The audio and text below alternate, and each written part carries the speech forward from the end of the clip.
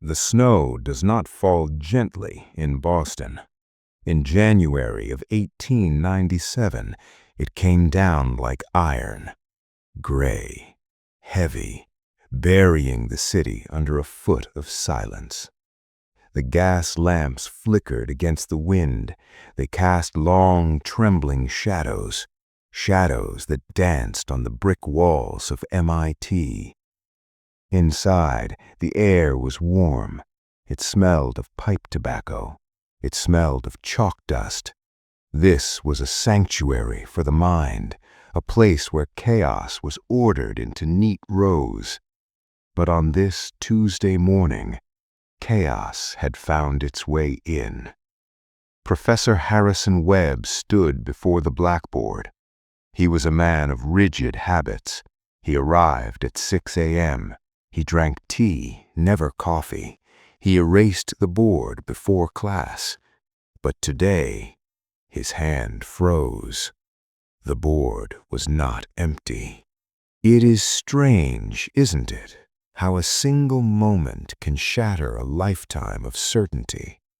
We believe history is a straight line, but sometimes we find a curve we cannot explain. Before we step into the cold, I want to welcome you to the fire. I am curious as you settle in tonight. Where are you listening from? Are you in a city that never sleeps, or somewhere where the stars are the only light? Tell me in the comments below. Now, close your eyes.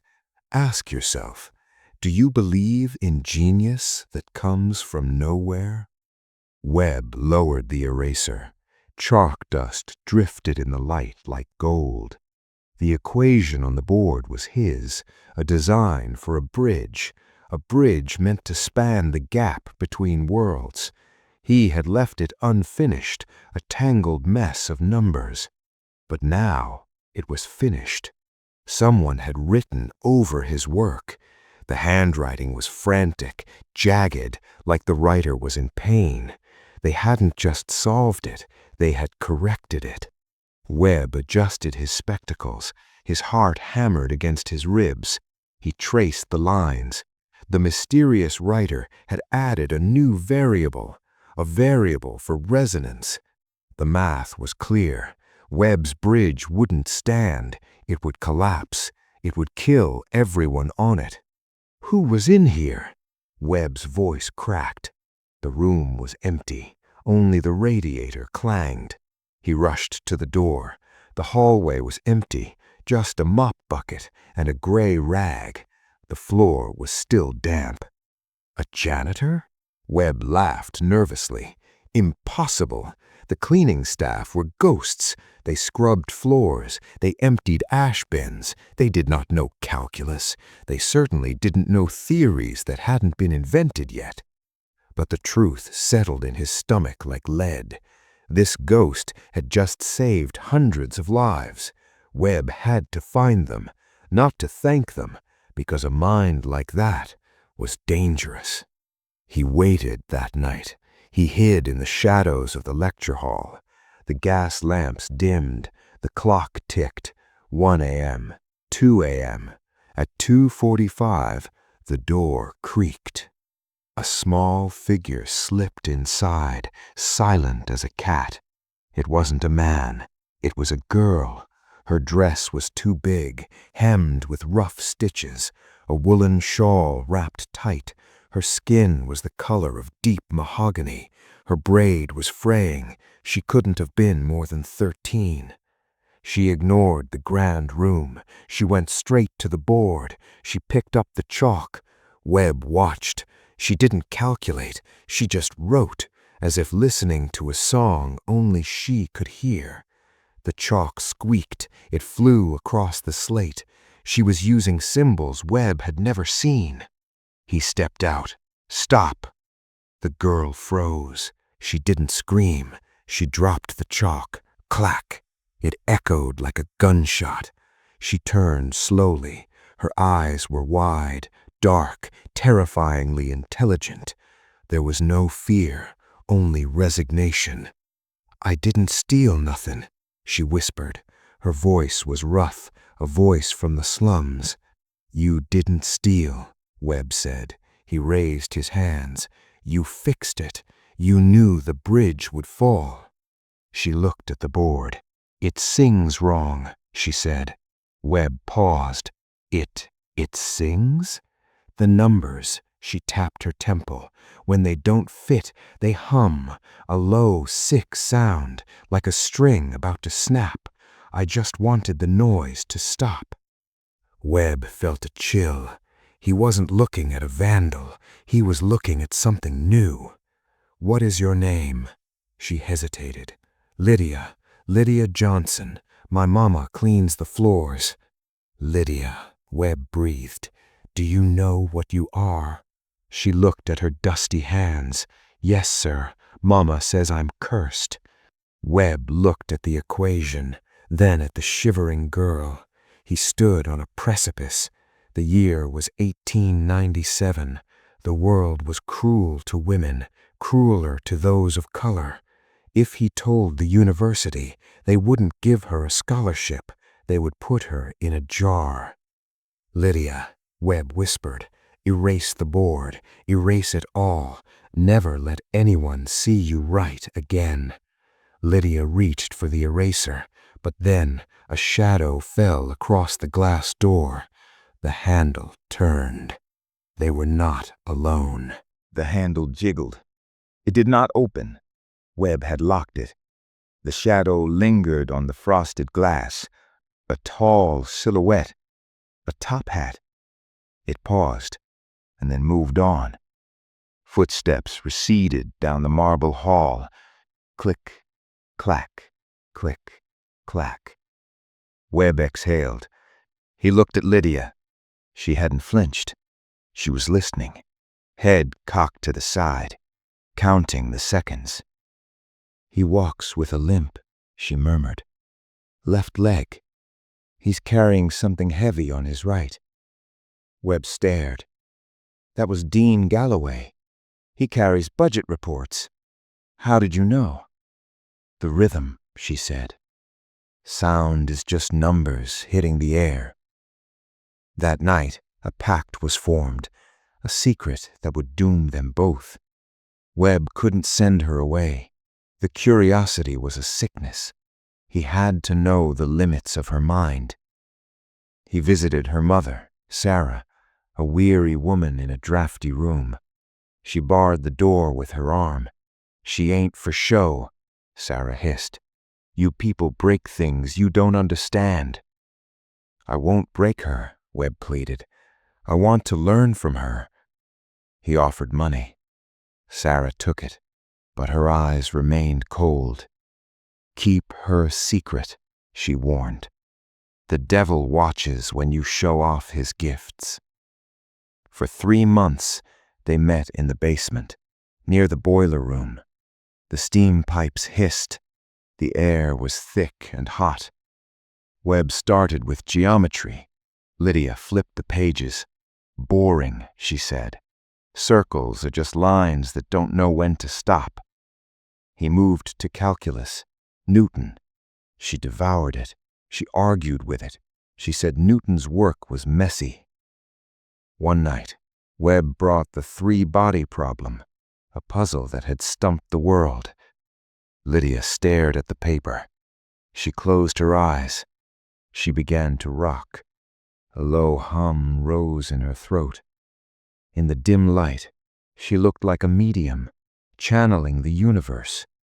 Her fingers twitched, tracing invisible orbits. "It doesn't solve," she whispered. "It doesn't end. It just dances. Chaos isn't a mess, Professor. Chaos is a pattern you're too small to see." She drew a shape, a loop that folded forever. It was beautiful. It was terrifying. It was 50 years ahead of its time. "You have synesthesia," Webb whispered. "You feel the numbers." "They have colors," Lydia said. Her eyes were bloodshot. "Gravity is purple, heavy, dark. Light tastes like metal. Webb felt pride and fear. He wrote everything in a red notebook. He called it the Oracle. But secrets are like water. They always leak. Students whispered of a ghost, books found open, chalkboards covered in jagged code. Webb became careless. He left the red notebook on his desk. Enter Dr. Marcus Thorne, a biologist, a man obsessed with impurities. He measured skulls. He believed nature made no mistakes, and he had been watching. On a rainy Tuesday, Webb found his office door unlocked. Dr. Thorne sat at his desk. The red notebook was open. Webb froze. That is private. Thorne ran a finger down the page. This isn't your handwriting, Harrison. It's alien, chaotic, but brilliant. It's an exercise, Webb lied. Sweat prickled his skin. Thorne looked up. His eyes were pale blue, cold as ice. No, you are not capable of this. He walked to the window, watching the rain. I heard rumors about a girl, a creature from the slums. She is a child, Webb snapped. She is a specimen, Thorne corrected. He smiled cruelly. If this book is real, if a primitive mind can do this, it is a mutation. She is human, Webb trembled. She is a resource, Thorne said. He closed the book. Thump. The Board of Trustees wants to meet her, a formal tribunal, tomorrow night. We have to know what she is, and if she's a fraud, you're finished. Thorne left. Webb stood in the silence. The red notebook didn't look like genius anymore. It looked like a death warrant. He ran into the rain to warn her, but he didn't know. Thorne had already sent men to the South End. The trap was sprung. The numbers had always sung to Lydia, but tonight, for the first time, the song sounded like a scream. The next night, the lecture hall was different. Usually it smelled of possibility. Tonight, it smelled of judgment. The gas lamps were turned high, hissing, bright, exposing every speck of dust. 5 chairs were arranged in a semicircle. 5 men sat in them. They wore black robes, like judges at an execution. In the center sat Dr. Thorne. He was peeling an apple with a small silver knife, a long, unbroken peel of red skin. Webb stood by the door. His hands were shaking. Beside him stood Lydia. She was wearing her Sunday best, a faded blue dress. Her hair was oiled and neat, but she looked small. Too small for this room. Too small for the wolves waiting in the chairs. "Bring the subject forward," Thorne said. He didn't look up from his apple. "The child," Webb corrected. "The subject," Thorne repeated. He sliced the apple. Snap. Lydia walked forward. Her boots clicked on the wooden floor. She stood in the pool of light. She did not curtsy. She did not look down. She looked at the blackboard behind them. It was covered in problems: calculus, thermodynamics, fluid mechanics. "We have prepared a test," one of the trustees said, an old man with a beard like steel wool. "Solve the 3rd equation. You have 10 minutes. Lydia looked at the board. She didn't move. "I can't," she whispered. Thorne smiled. "As expected," he murmured to the man beside him. "A parrot. She can mimic, but she cannot create." "No," Lydia said. Her voice was louder now. "I can't solve it, because it's wrong." The room went silent. The old trustee bristled. "That is a derivation from Euler himself. It is perfect." "It's missing a term," Lydia said. She walked to the board. She picked up the chalk. "The friction," she said. "You forgot the air." She drew a line through the equation. She wrote a new one underneath. Fast, violent. "The air changes the fall," Lydia said. "If you build this machine, it will explode." The trustee stood up. "Preposterous!" He grabbed his notebook. He calculated. 1 minute passed. 2. The silence stretched. Thorne stopped peeling his apple. The trustee sat down slowly. His face was pale. "She's right," he whispered. "My God, she's right!" Webb felt a surge of hope. "You see," he said, "she is a prodigy. She belongs here." Thorne stood up. He wiped his knife with a handkerchief. He walked toward Lydia. He didn't look at the board. He looked at her head.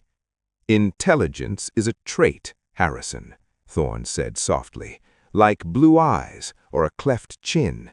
But this," he gestured to the chaotic scrawl on the board, "this is not intelligence. This is distinct." He leaned down, face to face with the 13-year-old girl. "Do you hear voices, Lydia?" Lydia froze. I hear the numbers." "Do they tell you to do things?" "No, they just sing." "Sing," Thorne repeated. He turned to the trustees. "Gentlemen, we are not looking at a mathematician. We are looking at a delusion." The twist of the knife. Thorne wasn't trying to prove she was stupid. He was proving she was insane. "A delusion," Thorne declared. "A primitive mind fracturing under the stress of the modern world. If we leave her be, she will hurt herself or others." Webb stepped forward. "That is a lie." "Is it?" Thorne pointed to Lydia. She was rocking back and forth, the stress of the lights, the noise. She was humming to herself, blocking them out. To them, she looked broken. Thorne smiled. "We cannot accept her as a student, Harrison, but we can accept her as a patient."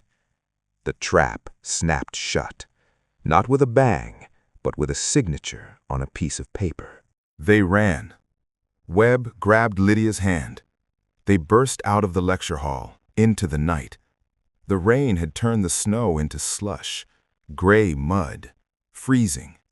"Go to your mother," Webb ordered. "Pack your things. We leave tonight." "Where?" Lydia asked. Her eyes were wide. The colors in her head were screaming. "Away," Webb said. "Somewhere they can't measure you." He put her in a carriage. He watched it disappear into the fog. He ran to his office to get his money. He was going to save her. He really believed he could. But when he arrived at the tenement house an hour later, the door was already open, broken off its hinges. Webb stood in the doorway. The room was overturned, a chair on its side, a pot of stew spilled on the floor, still steaming. But the room was empty. No, not empty.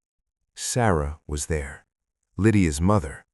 She was sitting on the floor, holding a rag doll. She wasn't crying. She was staring at the wall. "They took her," Sarah whispered. "Who?" Webb choked out. "The police, and men in white coats." Sarah looked up. Her eyes were haunted. "They had a paper from the court. Ward of the state, they said. They said she was sick. They said I wasn't fit to raise a special child." Webb ran to the window. He looked down at the street. A black wagon with barred windows was pulling away. The horse's hooves clattered on the cobblestones. Clip, clop, clip, clop, taking her away. He didn't scream. He felt a numbness spread through his chest. He had tried to show the world a diamond, and the world had decided to bury it. He chased the wagon on foot, through the mud, through the rain. He ran until his lungs burned. He ran until the wagon turned the corner toward the river, toward the bridge, crossing over to the dark side of the city, to the old hill where the old asylum stood, Brightwater Institute. Webb stopped. He fell to his knees in the slush. The gas lamps blurred through his tears. She was gone. The girl who saw the universe in colors, locked away in a house of silence. As the carriage disappears into the fog, taking Lydia away from everything she knows, I want to pause for a moment. Stories like this, of voices silenced and hidden, are hard to hear, but they are important to remember. If you are enjoying this journey into the shadows, and if you want to support more stories like this, please take a moment to like and subscribe to the channel. Leave a comment below saying, "I am listening."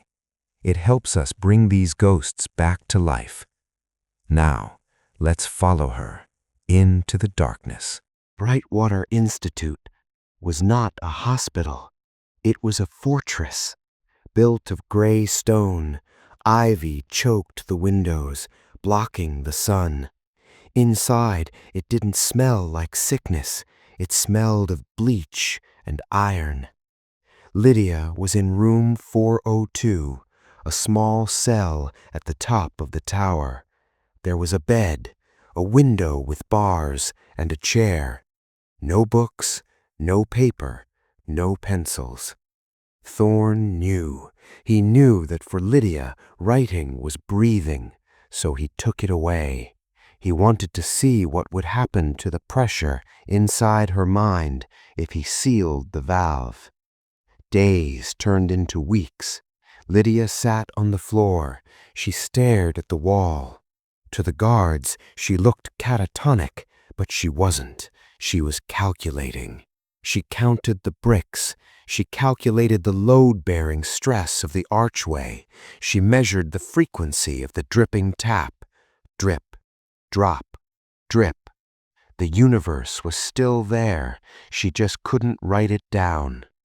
Thorne visited her every Tuesday. He brought a notebook, but he never let her touch it. "Tell me, Lydia," he would ask, "what color is the number 5 today?" "Blue," she whispered, "cold blue." "And the number 7?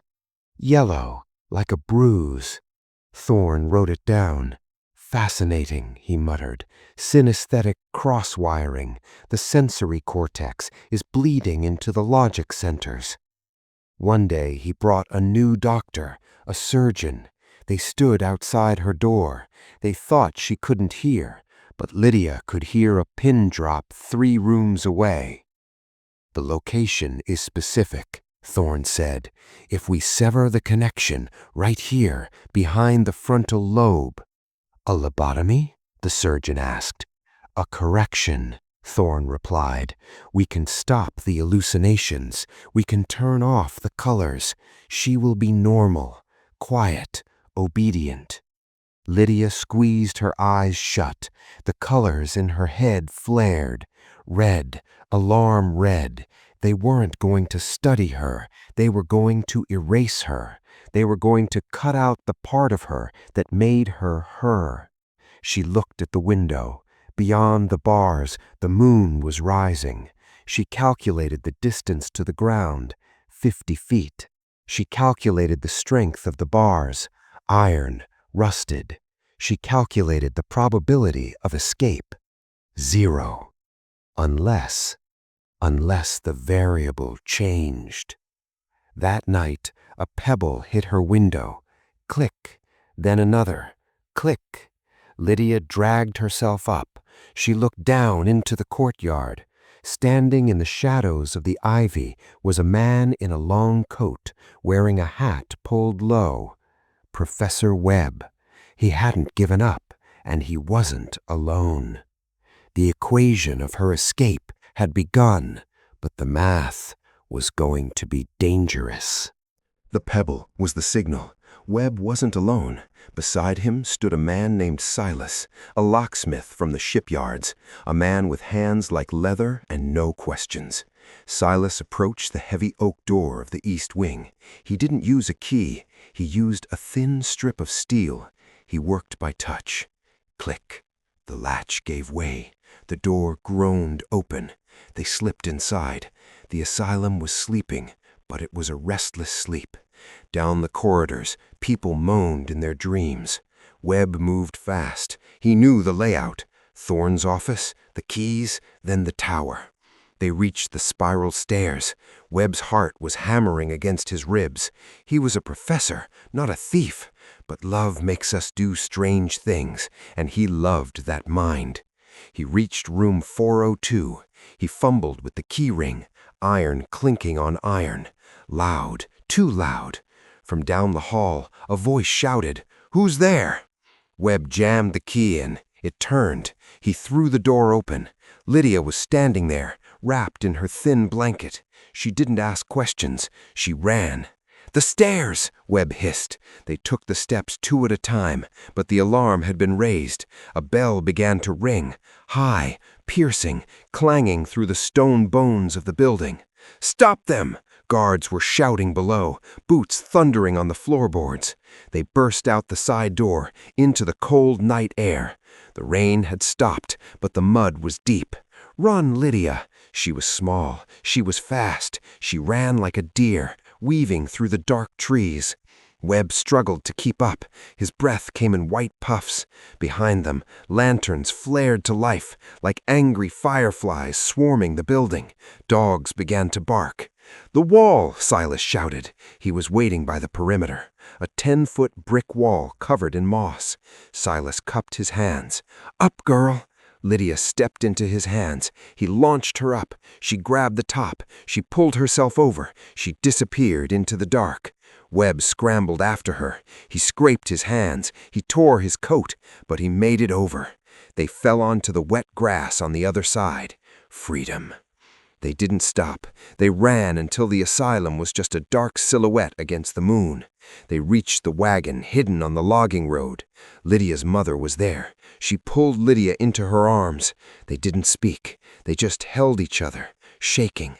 Webb climbed onto the driver's seat. He snapped the reins. The horses pulled forward, away from Boston, away from the lights, into the deep, anonymous dark of the north. Lydia looked back one last time. She watched the asylum disappear. She didn't calculate the distance. She didn't count the seconds. For the first time in her life, her mind was quiet. They crossed the border into Canada 3 days later. They became ghosts. Names were changed. Hair was cut. The past was buried in the snow. They settled in a small house near Toronto. Webb took a job as a clerk, below his station, but safe. Sarah took in washing, and Lydia sat by the window. For a long time, she didn't do math. The trauma of the asylum had broken the music. When she looked at numbers, she didn't see colors anymore. She saw cages. She saw Dr. Thorne's pale eyes. So she stopped. She learned to knit. She learned to bake bread. She became ordinary. But you cannot kill a sun. You can only hide it behind clouds. One evening, Webb was struggling with a letter to a colleague back in the States. He was trying to explain a theory on wave dynamics. He sat with his head in his hands, stuck. He felt a small hand on his shoulder. Lydia. She was older now, 16, taller, but her eyes were the same. She reached past him. She took the pen. She didn't speak. She just wrote, in the margins of the letter, a single elegant proof. It solved the problem in 3 lines. She put the pen down. She looked at Webb. "It was purple again," she whispered, "just for a second." Webb wept. He knew then what they had to do. Lydia could never step into the light. The world would destroy her again. But her work deserved to live. And so the arrangement began, the ghostwriter. By day, Lydia Johnson was a seamstress. She hemmed trousers. She fixed buttons. But by night, she traveled the universe. She wrote papers on quantum mechanics before the word existed. She corrected Einstein's early drafts. She mapped the stars. She gave the papers to Webb, and Webb sent them to journals under his own name or under pseudonyms: H.T. Webb, anonymous, a student of science. The scientific world was astounded. Professor Webb became famous. Awards came, plaques, medals. But Webb never accepted them in person. He claimed he was ill. He claimed he was a recluse, because he knew the truth. The genius wasn't him. It was the woman sitting in the corner, sewing a button on a shirt, humming to herself, lost in a symphony of numbers. She lived in the shadows, but she was free. In her mind, she was the queen of infinite space. Professor Webb died in 1919. The Spanish flu took him quickly. On his deathbed, he wrote a letter, not to a scientist, but to the future. He placed the letter inside a metal box, along with 12 notebooks, red leather notebooks, filled with jagged, frantic handwriting. He sealed the box with wax. He gave it to his lawyer with strict instructions. Do not open for 50 years. Let the world catch up to her first. But time is a funny thing. Files get lost. Lawyers die. Basements flood. The box was misplaced. It sat on a shelf, gathering dust, forgotten, while the world fought wars and went to the moon, using the very math Lydia had dreamed of in 1897. It wasn't 50 years, it was 90. In 2012, a grad student at MIT was cleaning out an old archive, deep in the sub-basement. She found a metal box, rusted shut. She pried it open, and the smell of old paper filled the room. She picked up the first notebook. She read the first page. Then she read the letter. To whoever finds this, my name is Harrison Webb, but I am a fraud. The work you admire, the theorems you study, they belong to a girl named Lydia. The world was not ready for her. I hope, by the time you read this, it is ready now. The student cried. She realized that history was wrong. She realized that the ghost was real. Lydia Johnson died in 1954. She died a seamstress. Her tombstone in Toronto reads simply, Sarah Miller's daughter. No equations, no awards, just a small stone in the grass. But tonight, you know the truth. The bridge didn't fall because of her. The stars were mapped because of her. She is no longer hidden in the dark. But tonight, you know the truth. The bridge didn't fall because of her. The stars were mapped because of her. She is no longer hidden in the dark. Lydia Johnson lived in silence so her work could speak. But she doesn't have to be silent anymore. If you believe her name deserves to be remembered, leave a comment below saying, I remember Lydia. Share this story with someone you love. Let's ensure that hidden figures like her are never lost again.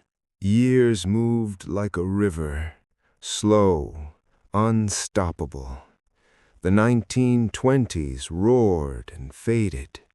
The 1930s brought hunger. The 1940s brought war.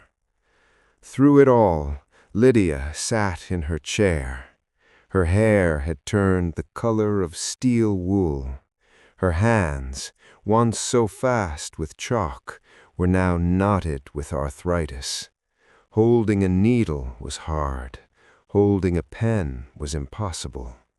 But the mind does not age like the body.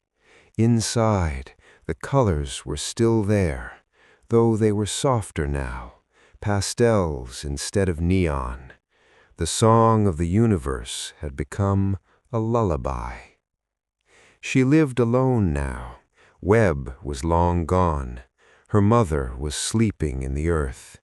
The neighbors knew her as Old Miss Miller, the quiet woman who fed the stray cats.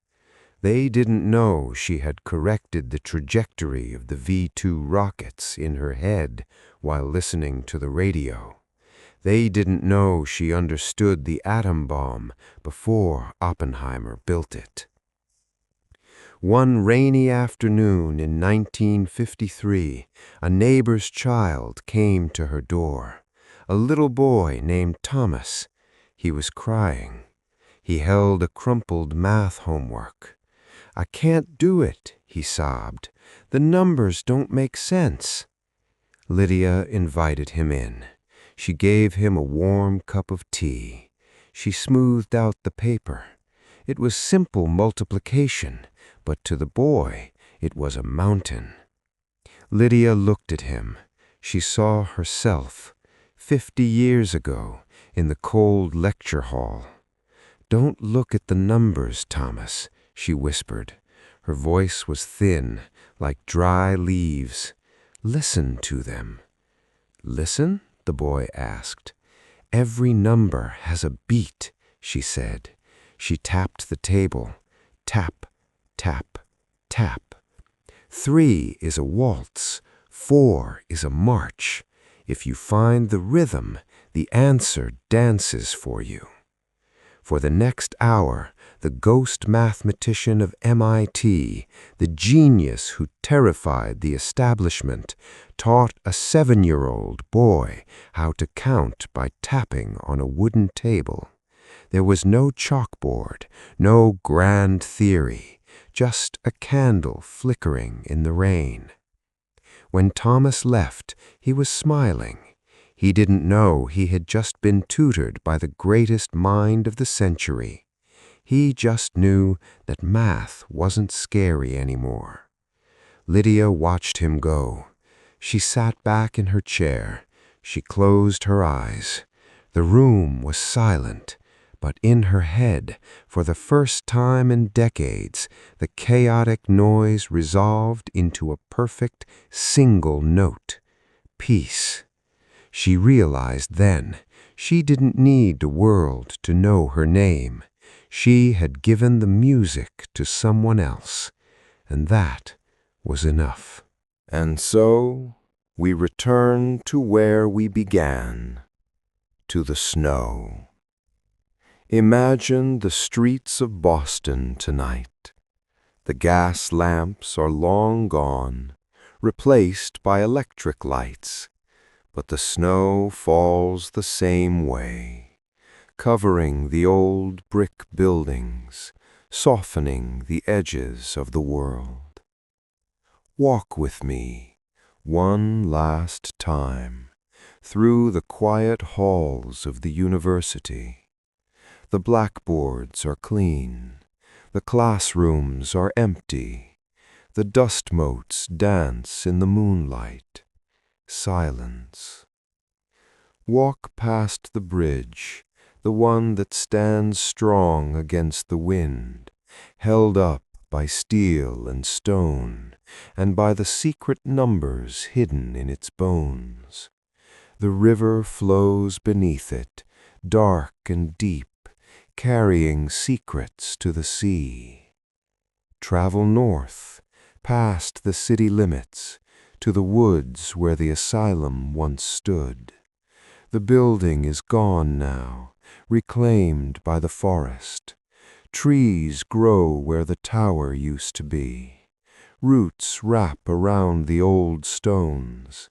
Nature has healed the scar. The birds sing in the branches, and they do not know of the pain that lived here.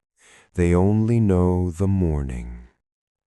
And finally, drift further north to a small cemetery in Toronto, where the snow lies thickest of all.